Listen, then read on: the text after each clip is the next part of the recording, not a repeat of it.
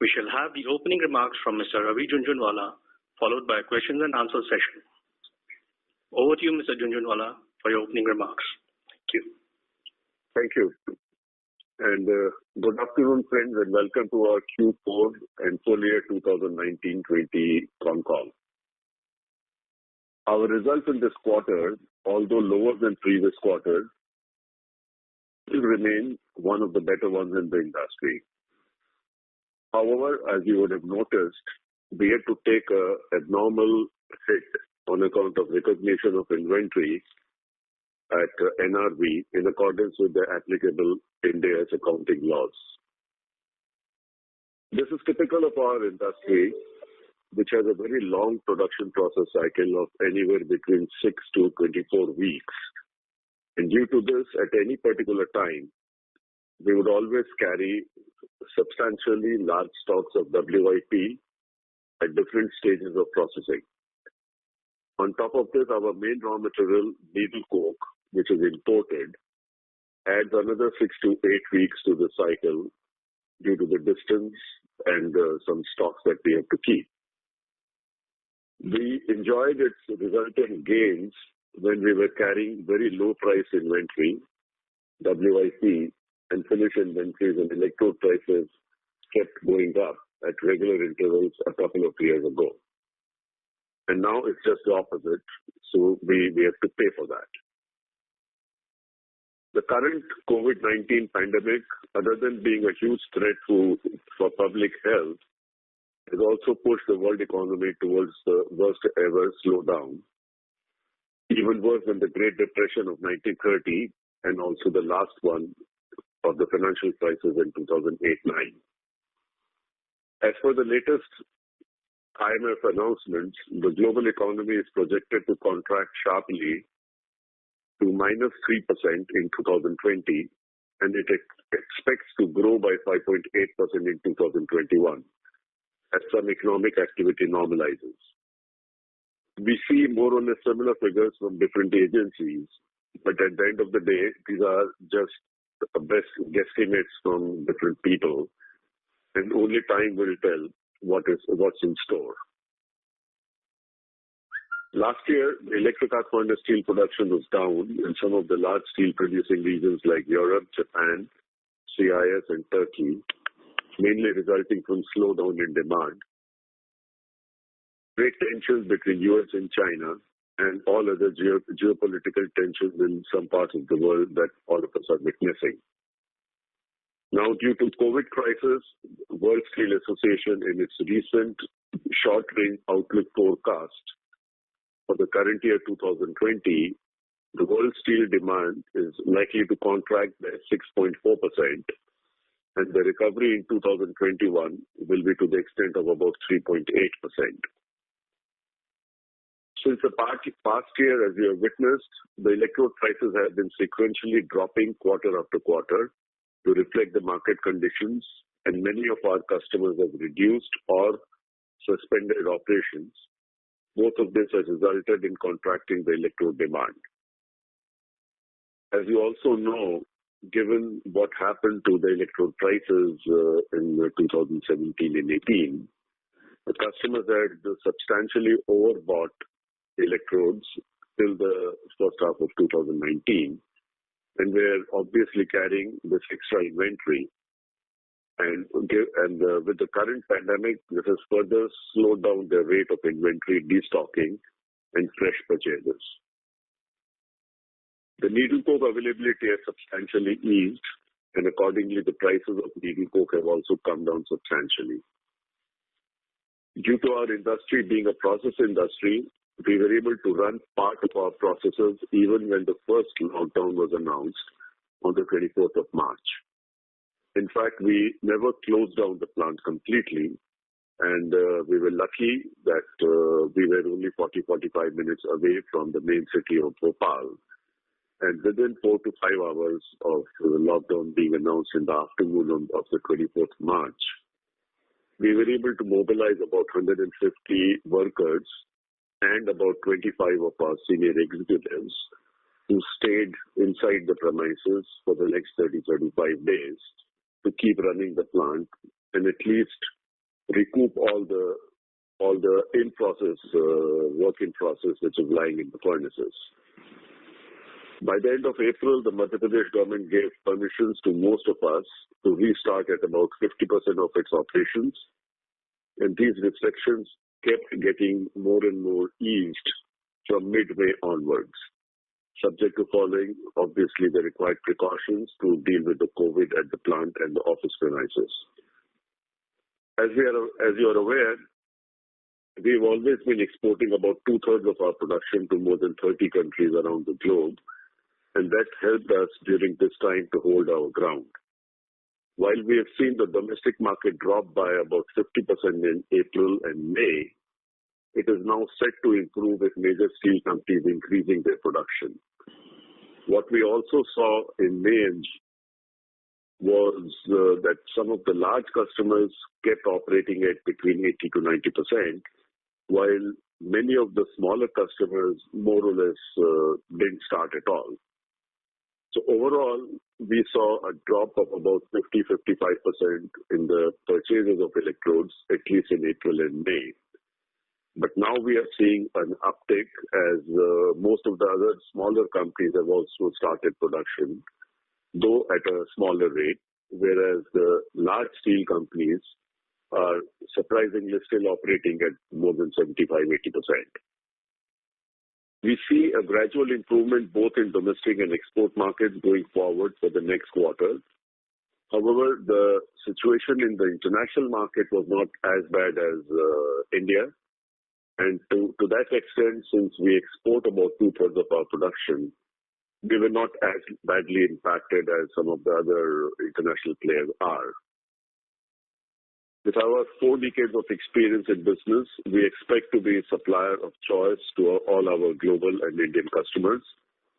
We have taken significant measures to manage our operations in this COVID-19 crisis and ensure the health and safety of our workers and team members. We have taken enough steps to contain our fixed cost, and as you have been following our company, you would have also noticed that in this particular product, the fixed cost doesn't amount to a very large amount. But given this current situation, obviously we have looked at each and every aspect of our cost, and we have been able to make substantial saving, which we believe is now going to be a permanent feature. We are not going to go back to the olden days in terms of our fixed cost. And as I said, the needle coke and other raw materials have come off substantially from what they used to be, let's say, about 12 months ago. So friends, with this, I would now hand over the floor to CFO Gulshan Sakhuja to take me through the financial numbers. And then I, along with my colleague Manish and Group CFO Mr. Ajmera, will be very happy to answer any queries that you may have. Thank you. Over to Manish and Gulshan. Thank you, sir. Good afternoon. Yeah. During the year, the company's performance was affected due to lower volumes and realizations. Furthermore, the profitability declined mainly due to recognition of inventory at net realizable value as per Ind AS by rupees 427 crore in Q4 FY20 and rupees 459 crore in the year ended FY20. For the quarter ended 31st March 2020, HEG recorded a revenue from operations of rupees 374 crore as against 394 crore in the previous quarter and 1347 crores in the corresponding quarter of the last financial year. Further, revenue from operations of FY stood at rupees 2149 crores as against 6593 crores in FY19. EBITDA, including other income, stood at rupees 138 crore in FY20 versus 4767 crores of previous financial year. The company reported a net profit of 53 crore in FY20 as against profit of 3050 crore in FY19. Further, in light of the heightened concern on the spread of COVID-19 pandemic, Government of India announced a lockdown to contain the spread of disease. Thereafter, on announcement of lockdown, there was no operating business activity except in case of some specific processes which are of continuous in nature. These started again from 23rd of April 2020 but at a lower capacity. Presently, it is very early to assess the future impact of COVID-19 with reasonable certainty. However, the company is operating its business by optimum utilization of available financial resources and also implemented stringent cost control measures across the organization to conserve cash. The company is long-term debt-free and having a treasury size of nearly 1,250 crores, yielding an average return of approximately 7% per annum. Our working capital is in line with the historical cycle, with customers paying us as per the terms. We continue to make payments to our vendors as per our obligations, and all payments were being paid on respective due dates, hence there is no liquidity concern. The company has not opted for the option provided by RBI of deferred payment of interest on working capital facilities. The company has adequate internal financial reporting and control system, and also having a mechanism to continuously review and monitor its policies and procedures to adapt with a dynamic environment.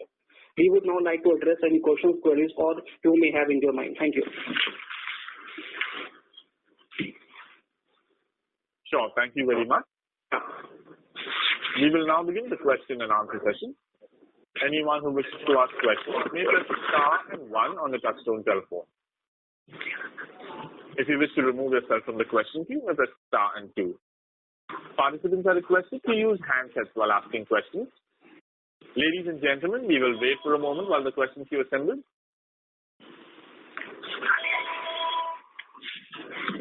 To ask questions, please press star and 1.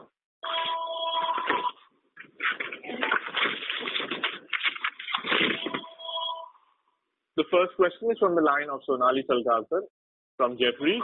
Please go ahead. So thank you for the opportunity. So my first question is from the industry perspective. What is the level of inventory of finished goods and needle coke that the industry is carrying currently?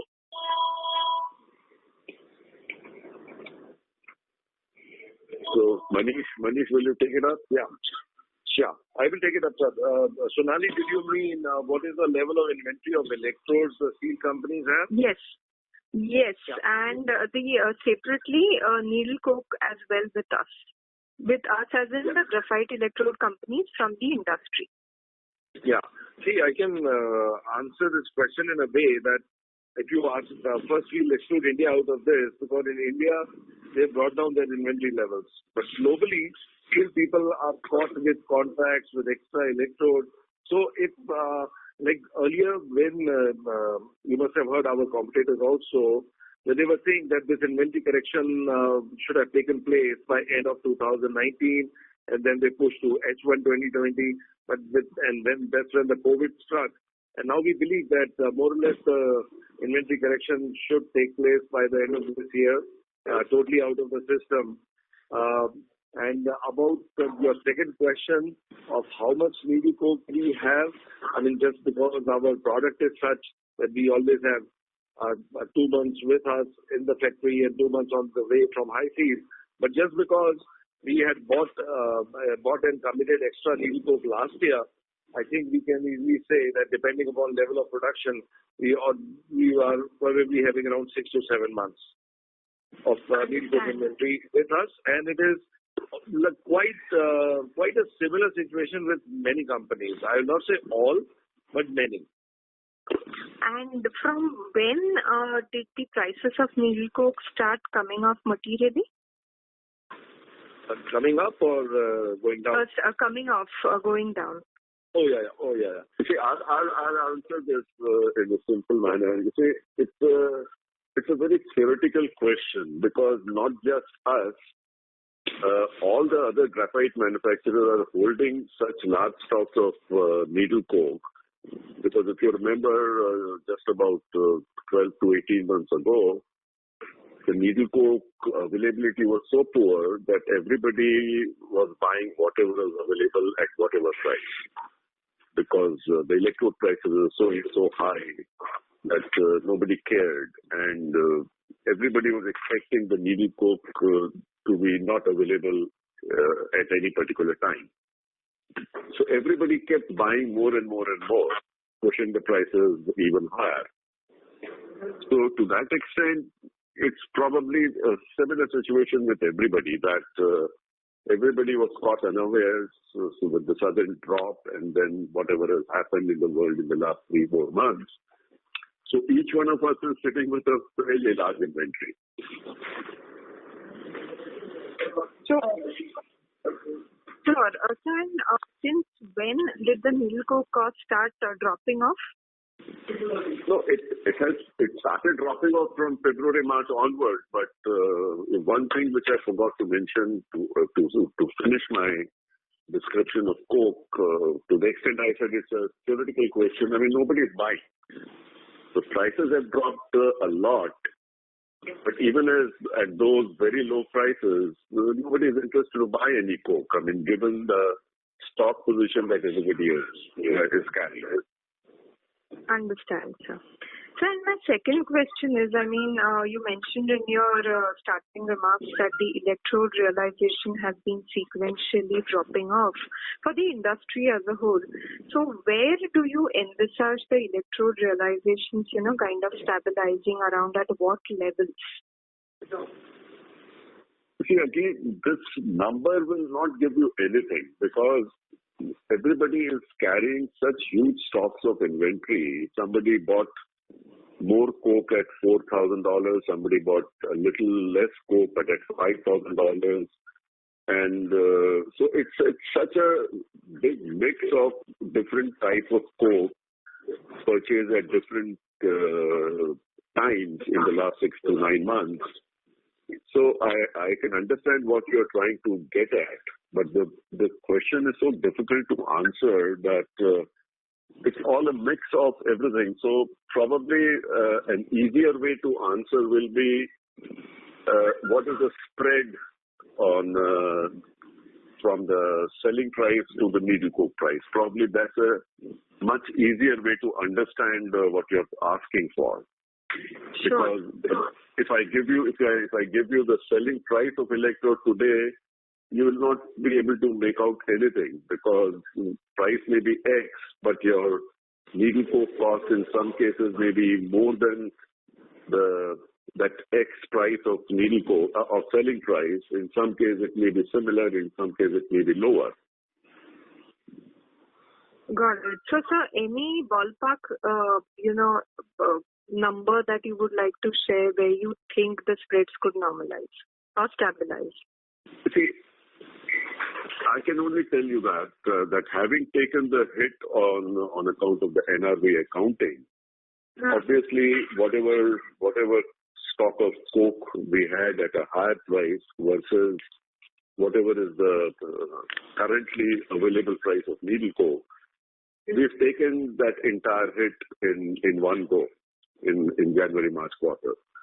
So going forward, the margins and the spread and everything has to only improve.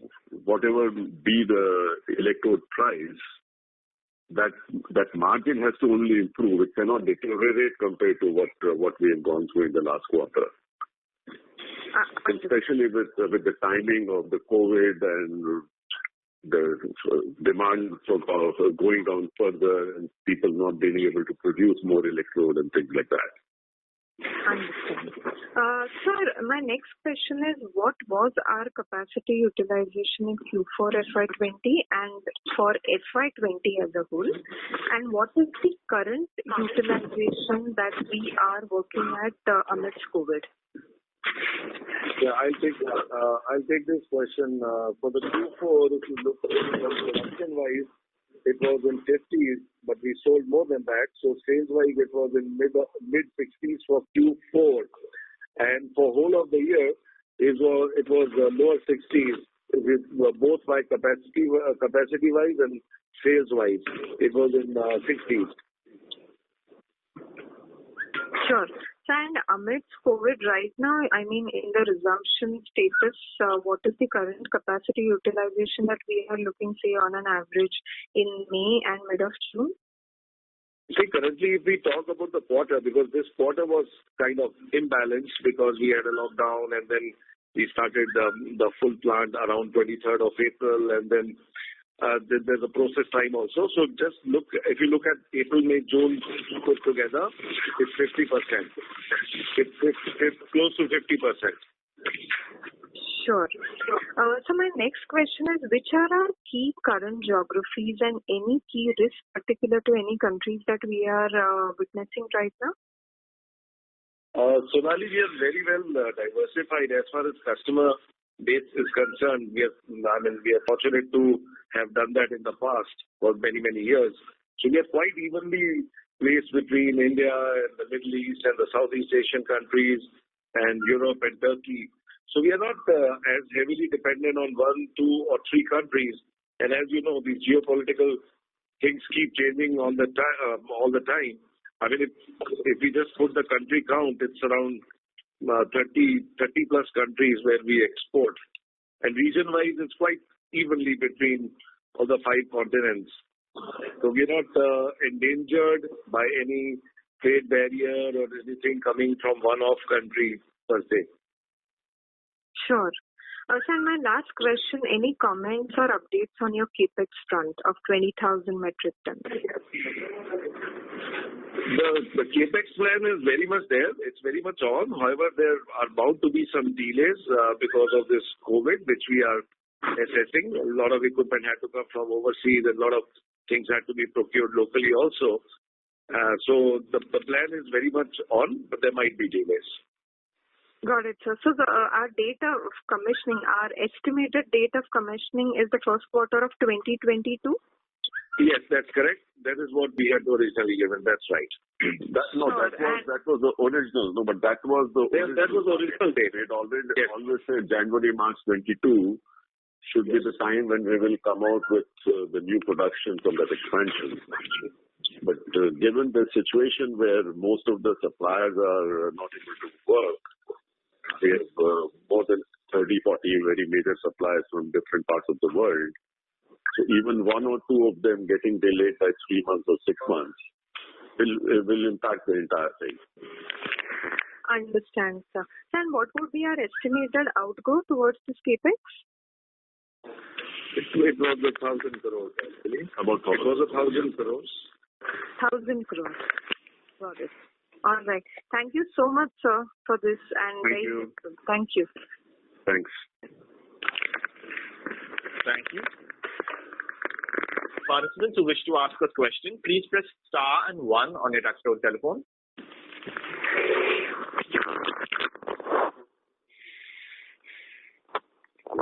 The next question is from the line of Sandeep M from HEG. Please go ahead. Yeah, good afternoon. Can you hear me? Yeah, we can hear you. Go ahead. Yeah, I just have a question that the chairman has told that steel demand is likely to go down by 6.5%. And he said that the electrode prices are also dropping down in last 1 or 1.5 years. So whether that trend still continues or you expect the electrode prices to stabilize or something like that? See, as I just said, I mean, we think that probably the worst is over. What we have seen in terms of pricing and sales in April, May, June, we only see an upside from July onwards. Okay. So given the issue that your main raw material prices are also going down, so that would be a better thing for the company. Yeah, but again, to again clarify, I mean, they still are carrying large stocks of finished products and needle coke, as Gulshan just explained, which is typical of this industry or any industry, which is a very long process time. So that impact will continue for at least 2 more quarters. Okay, thank you.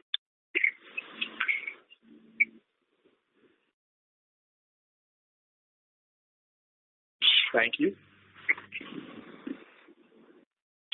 Before we take the next question, a reminder to participants that you may press star and 1 to join the question queue. The next question is from the line of Akhil Jilani from Kamal Charan Securities. Please go ahead. Hi. Yeah. You mentioned, sir, that you were using this 1,000 crores for expansion. Wanted to just understand how much of that 1,000 crores is already been used and what is the deployment chart for the same? See, we've already spent about 200 to 250 crores. Obviously, a lot of actual construction activities had already begun end of last year, middle of last year. So some money has gone into that, and as I said, a very large part of this 1,000 crores is against imported equipments. So several letter of credits have been established. Advances have been paid to international suppliers. So in total, it is in that region of 200 to 250 crores. And is there any plan for backward integration in terms of setting up a needle coke plant in future or something like that, which is a part of this 1,000 crore expansion unit? No, that is not. It is simply a 20,000 tons expansion of electrode. Yeah. And as far as the backward integration is concerned, it's very, very difficult because this technology is extremely complicated. This technology has been in the hands of 3 or 4 international companies. And that scenario hasn't changed for the last 50, 70 years. Right. Okay, thank you.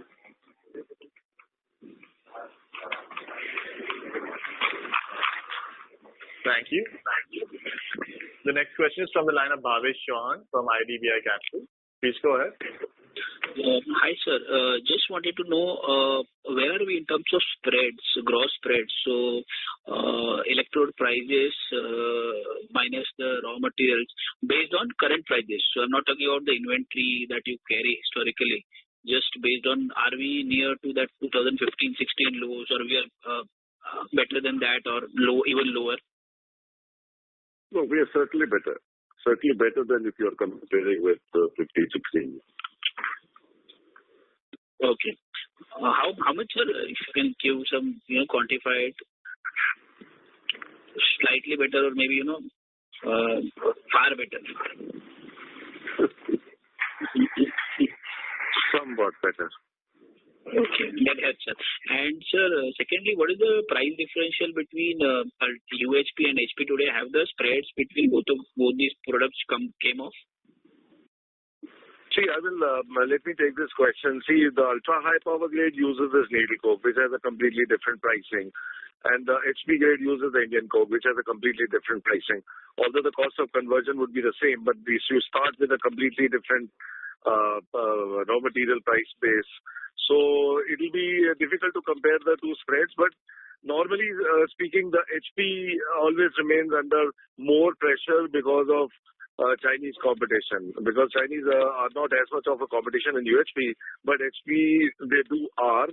So historically also speaking, the HP prices are more under pressure compared to the UHP pricing. Okay. Thank you, sir. That was helpful. Thank you. Thank you.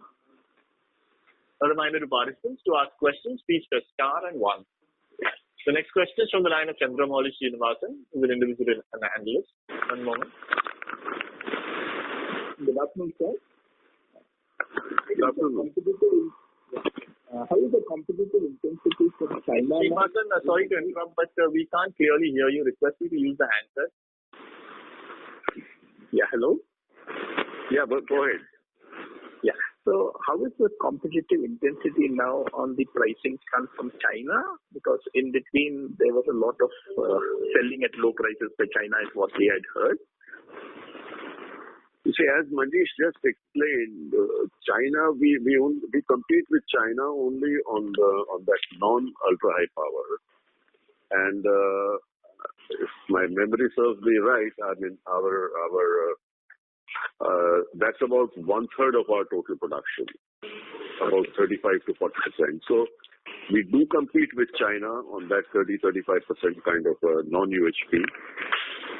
On the major part, which is the UHP, and which is where we are exporting more than 2/3 of our product. Okay, we don't compete with China. Okay.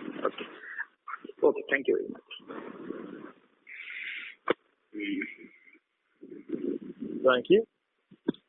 The next question is from the line of Anuj Sharma from MP Investments. Please go ahead. Yeah, thank you for this opportunity. Actually, I joined in the call late, so I don't know if this question has been answered, but is there a positive contribution between incremental revenue and incremental cost of raw material today? Gulshan, will you take this? Yeah. Yeah, there is an incremental contribution to that, because already we have taken a hit on our inventory that is sitting on our books on 31st March 2020. Okay. So the new material which comes into our factory and the new realization which you see, there's a positive contribution, and does it absorb the fixed cost as well? Yeah, definitely it would absorb the fixed cost as well, because we have already taken a major hit in our books of accounts in last year. Okay. And what is the broad range of realizations which you are looking at the UHT market? That is a difficult question to answer actually, because you see it's a basket actually. So there are some old businesses, old contracts still continuing, new ones getting filled. So it's today's price, if you say, is a very difficult question to answer. What is the price realization? So in every quarter there's a mix of some carryover contracts, some new orders being booked, and I wouldn't like to mention a particular price because of competitive reasons. Sure. And in terms of needle coke pricing, how is the pricing behaving? That's my last question. Again, I don't know if this has been answered, but how is the cost of raw material behaving? You think in terms of our booking, the high cost inventory is completely over and we are realizing the new cost, or that will again take some more time for us to realize? You see, I had answered this question exactly about 5 minutes ago. See, this is a very typical kind of an industry where our process time is very long. I mean, once we get the raw material, the easiest product takes about 6 to 8 weeks to produce, while some of the difficult ones take as much as 5 to 6 months. So, given this long production cycle, at any particular time, we do have to carry a lot of inventory, whether it was lower cost coke or a higher price coke. So that is going to be there in any case at any time. And in addition to that, because our main raw material is imported, so obviously one has to keep a margin of 2 months in terms of carrying stock, which one would not normally carry if it was an Indian stock. Okay. So that's number one. Secondly, talking about the needle coke price, the needle coke price has also come down pretty substantially in the last 3-4 months. But again, given the scenario where everyone, not just us, practically every graphite supplier in the world, is also sitting with very large stocks of needle coke, because in last 2-3 years, needle coke was in such a short supply that everybody bought whatever was available to him to buy. So everybody is carrying a large stock. But again, as Gulshan just explained, having taken the hit on the NRV, so we've taken all that into account while giving the results for the whole year. So going forward, we expect that probably the worst is over, and the margins and everything should hopefully improve. The markets are also improving. Indian market was more or less down by about 50% in April and May, which is now increasing. It has probably gone up to about 60-65%. International market was down by about 15-20%, so it was much better than the Indian market. And to that extent, because we have been exporting about 2/3 of our production, so that obviously helped. So our overall production and sales for this quarter is in the region of about 50-55%. All right, thank you. I'll come back for next questions. Thank you so much. Thank you. The next question is on the line of Ms. Manish Kayal from Nippon India. Please go ahead. Thank you very much for the opportunity. Sir, I have two questions. First is related to your competitor. So a couple of months ago, Graphtec mentioned in its PPT that some of their customers are renegotiating the past contracts which are made at very high prices. So is there any benefit that would accrue to us? Because as you mentioned earlier that there are only 3-4 players who do UHP product. So any color on that? And second is related to scrappage policy. So I'm not sure when the scrappage policy would be announced, but whenever it's announced in India, what would be the opportunity for graphite electrodes player, and whether it's for the UHP, HP, or any other category of HP which would benefit. So if you can give some color on that opportunity, volume-wise, realization, margins, so that would be very helpful, sir. Thank you. Yeah. I'll take up the first one. Anish will answer the second one probably. You see, on the first one, if I take you back into history, about 3-4 years ago, when the electrode prices had suddenly shot up to very abnormal levels, GrafTech, being the only company out of the 5 or 6 that we are in the world, who has the whole needle backing with them. I mean, they have more or less 75 to 80% of their own coke. That is the only company which has backward integration into coke. Right. And major raw material for producing the needle coke is a very high quality of oil. And in US, as you know, you can hedge your oil, you can book your oil for the next 5 to 7 years if you want. So when they came out with this policy and they went around committing for 5 years, so they had a policy of 5 years take or pay kind of contract at a fixed price. So they had this luxury that because they had their own needle coke and they hedged their oil, their raw material for the next 5 years at a particular price. So given that they more or less fixed their margins because their needle coke cost got fixed for 5 years, which was not the case for anybody else in the graphite industry except themselves. So what you just mentioned is happening to them because their contracts for 5 years are still due for the next 18 months. I think 3.5 years have passed out of 5 years. Okay. Up till December of 21, they are fully booked at a take-or-pay contract. Okay. So their margins are obviously much better than anybody else. They are still able to sell at about $10,000 against those take-or-pay contracts. So what you mentioned is probably what you probably meant was a lot of the customers who had booked for 5 years at $9,000-$10,000. So some of them are trying to renegotiate with them because the electrode prices have dropped substantially below $10,000.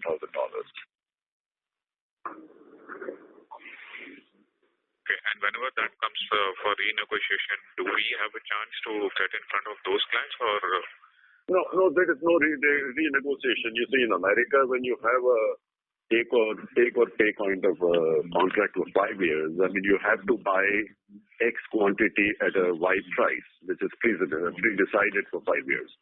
But now that the electrode prices have dropped much below $10,000, so those customers are renegotiating with GrafTech to get a cheaper price compared to $10,000, which is probably being discussed between the customer and the supplier, but we would not know what is happening. But so obviously they are looking at maybe $500,000, $2,000, so it is up to GrafTech to accept or not accept. So we are not affected by that. We are not in that in any case.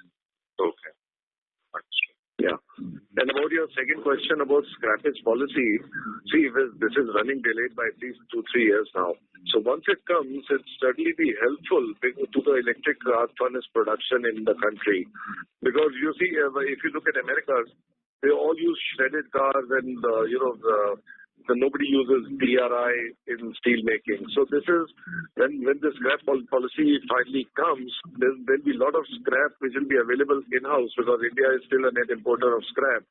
So once they have the EF's way of steel production will be more viable in India once they actually give the go-ahead for this policy. Okay. Thank you very much. See, what Manish is trying to say is about 30% of India's total steel is produced through the electric arc furnace where electrodes are used, while the international average is about 50%.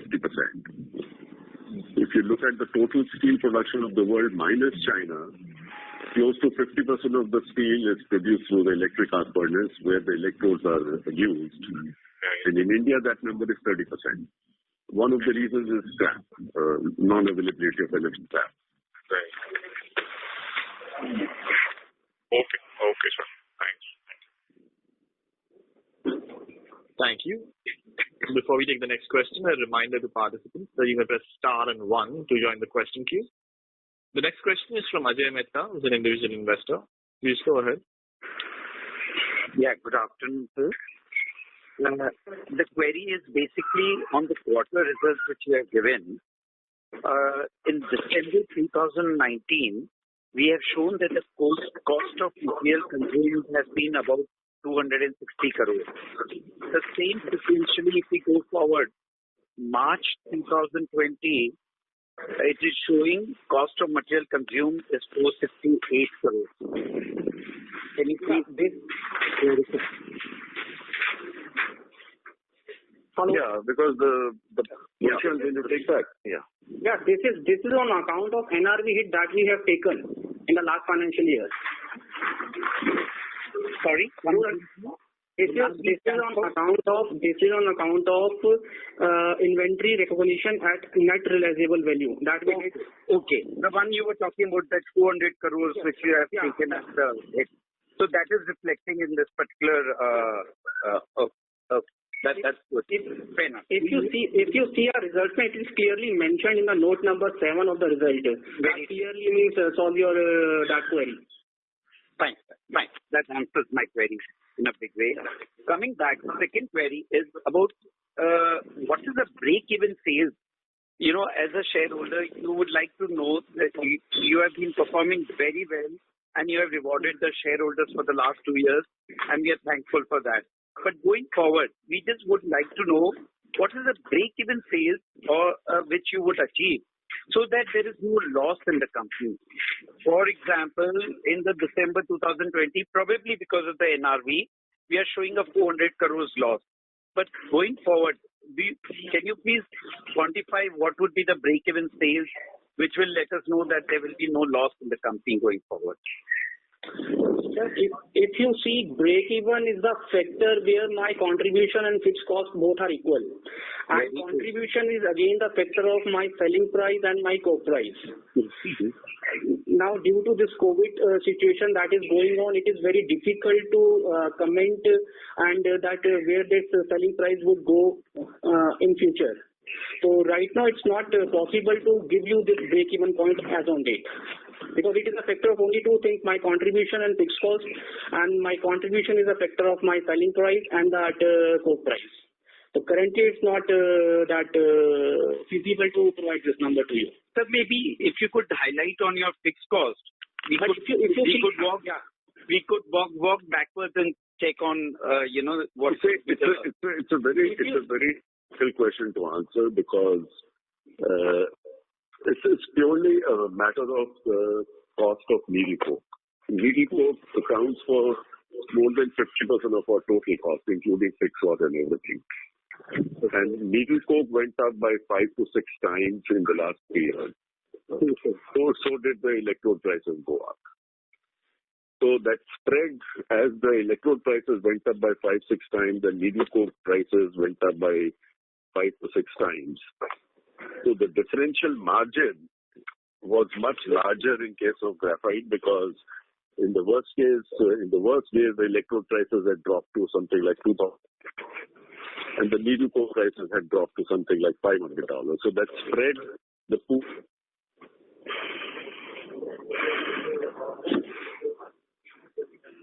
Sorry. Yeah. Please continue. We seem to have lost the line from Mr. Jhunjhunwala. It's not audible. It's not. I think it's disconnected. Yes. Please stay connected while we reconnect.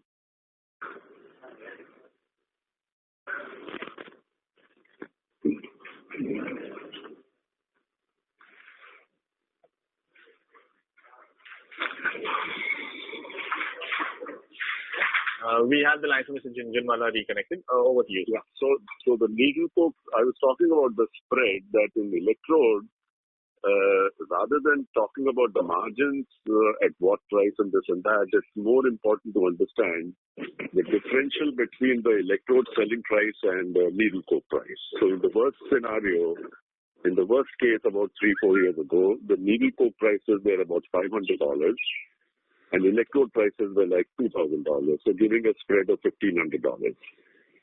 And in the best case scenario, 2 years later, the electrode prices went up to $14,000-15,000, and the needle coke prices went up to like $4,500.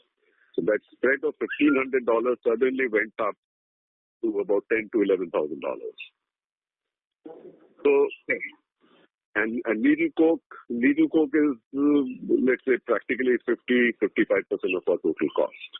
Okay. So giving a number that at X price we are breaking even. It's not very easy, and probably you probably joined the discussion later. Here is an industry where the process time is very, very long. Once we put the needle coke into operation, it takes anywhere between 2 months to 5 to 6 months to process those electrodes. So given a very long production cycle, whatever coke we purchased at $500 and maybe sold at $10,000, you carry it for like 4 to 6 months. Okay. So that huge inventory profit came to us 2-3 years ago, and now we have to pay for that. I mean, our inventory is all very high price coke, whereas the electrode prices have dropped. Fine, I get the broad idea of the whole thing.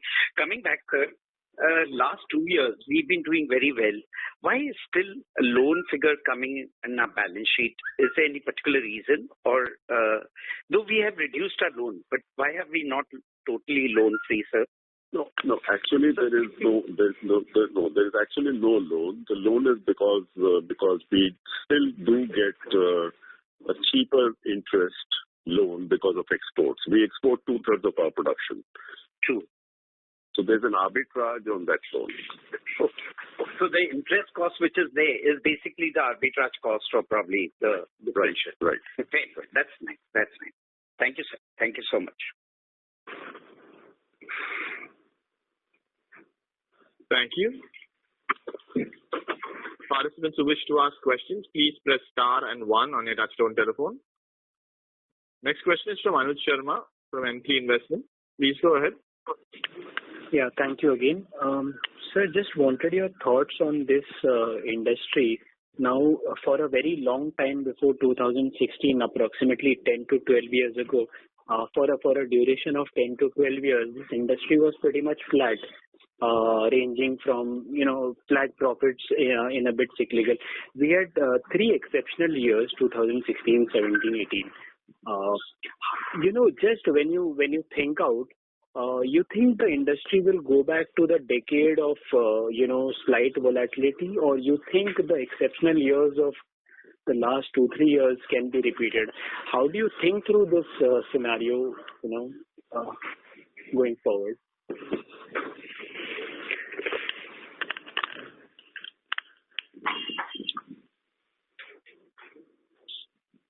Shall I answer this? Yeah, I'm just. Hello? Yeah, I'm listening to you, sir. Yeah, these are the 2 years you were referring to are the very exceptional years. It's a once-in-a-lifetime event which happens suddenly. Of course, we don't expect that we will go back to those kind of levels. But if you look at historical data, this is an industry which has had healthy EBITDAs from most of the years, for majority of the years, except that there were like 4 or 5 bits in between if you consider the last 30-year history of this industry. So what happened in the last 2 years is very difficult to replicate. But the industry should return to healthy EBITDA levels. Okay. Do you think anything has changed in the last, in the last few years, which can have very different dynamics or economics than, the past decade of 2006 to 16? Any fundamental change in the business, competitors, or the way economy or the business has evolved? Not really. I mean, yeah. You see, two things I'll tell you. What happened about 3 years ago, which increased the prices from maybe $2,000 to $10,000, $12,000, $14,000, was very simple. That China decided that they will close down about 130 million tons of steel making, which was all through the blast furnace. As you know, 50% of the steel in the world is produced through the blast furnace, and the other 50% is through the electric arc furnace, where electrodes are used. And it's a very well documented information that for every ton of steel that you produce through the blast furnace route, you are polluting the atmosphere about 3 times compared to electric arc furnace. So China decided 3-4 years ago that they need to take care of the environment, and China was producing 95% of their steel through the blast furnace, whereas the rest of the world was only producing 50% through the blast furnace. So they decided to stop 150 million tons, and that suddenly meant that China, which was exporting about 120 million tons of steel all over the world, having stopped 150 million tons of capacity, so their capacity to dump steel all over the world went down substantially. So from 120 million tons in the last 3-4 years, China has now settled at about 60 million tons. So that 60 million tons of dumping of steel which stopped from China 3-4 years ago meant that the other part of the world, which was everybody minus China, had to produce about 60 million tons of additional steel, which was coming from China up till that time. And that changed the picture of this industry, because suddenly 30-35 million tons of additional electric arc furnace steel started getting produced, which needed electrodes. Right. And going back from 10,010 to 10,015-16, because the market was not improving for the steel industry all over the world, at least 200,000 tons of electrode capacity were shut down, mostly in Europe and US. So somebody had to close down the capacity to bring some sanity in the business in terms of demand and supply. So while on the one side, 200,000 tons of capacity went down by closure of 6 to 7 plants, and suddenly this thing which I just explained about China added. So there was suddenly a mismatch between demand and supply. So which changed the total dynamics. And in the last 6 months, I mean, I'm only talking from public information. If you read the scripts of the conference call and the public presentation that some other companies have made, they have already closed down 2 plants. One plant has been closed down in Germany. Another plant has been closed down in Austria in the last 6 to 9 months. Okay. So that has also brought down the capacity in the last 6 months or so. Now it only depends upon how the world is going to change over the next 12 months. Whether it will take 6 months for the normal world economy to come back to the normal levels, or 9 months or 12 months, that is anybody's guess. But some capacities have shut down in the last 6 months. To that extent, the electrode capacity has come down. Okay.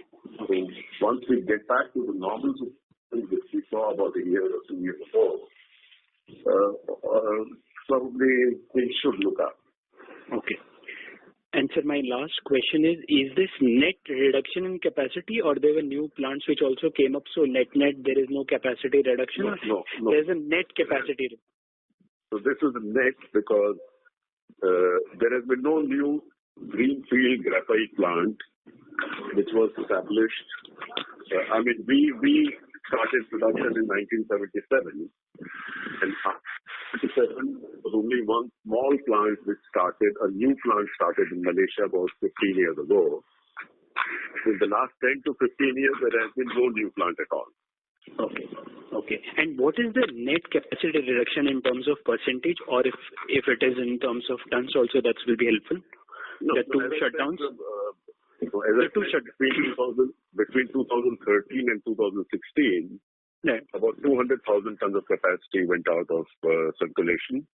Right. And in the last 6 months, about 50 to 55,000 tons of further closures have happened. Great, sir. Thank you so much for this. Thank you. Thank you. The next question is from the line of Ritwik Sheth from One Up Financial. Please go ahead. Hi, sir. Thanks for the opportunity. Just one clarification from an earlier question. You mentioned that peak spread 2 years ago was around $10,000 to $11,000 per ton at EBITDA level for us, which is usually $1,000 to $1,500 per ton. Did I get this figure right? Yeah. See, you're comparing the spread. What Chairman said was one of the worst years. That is the lowest it had gone, and this is the best it went 2 years back.